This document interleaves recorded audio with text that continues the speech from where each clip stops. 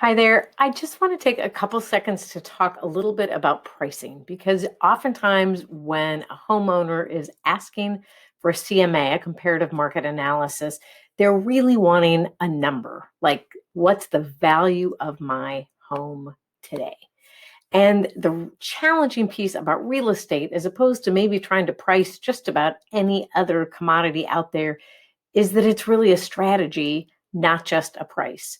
Because what a particular buyer on a particular week is willing to pay can vary from week to week. And in a competitive market, you don't know if you're getting the week that the buyers, all who are looking for a house similar to yours, just got their butts kicked in their umpteenth multiple offer last week, and they are hiding in under their covers, licking their wounds this week?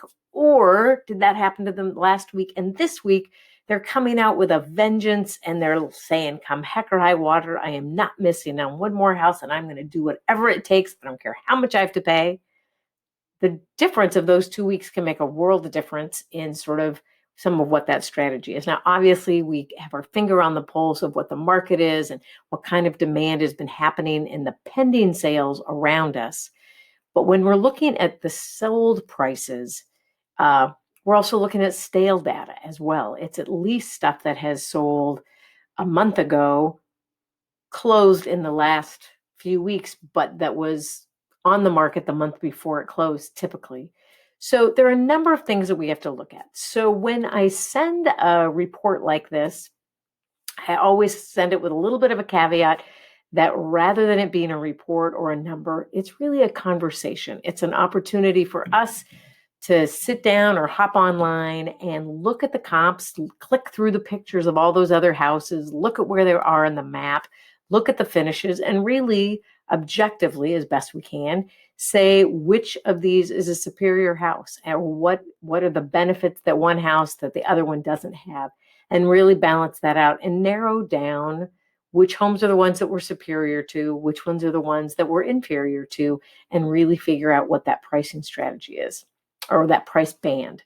The other piece is tracking really what is the list price to sale price upswing in that area most recently. And that's usually about looking at the pending sales, which don't always show up because we don't know what their final sale price is. So it takes some phone calls to get that number.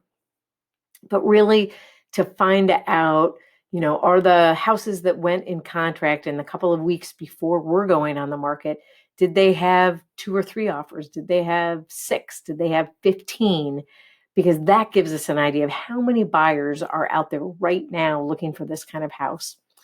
Typically, a buyer these days is assuming straight off the bat when they look at a list price, they probably need to at least be able to pay 10% above that.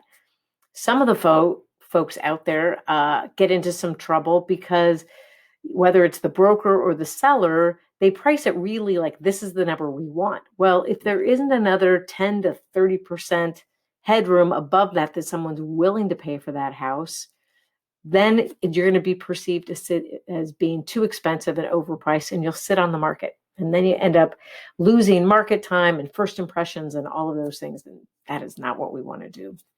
So I hope that is sort of helpful as an introduction as you start clicking through these pictures. Let me know if you have any questions. As I said, it really is more of a conversation, but this is a helpful starting point for folks. And I'm super excited to work together, and I'm sure we'll talk soon. Thanks.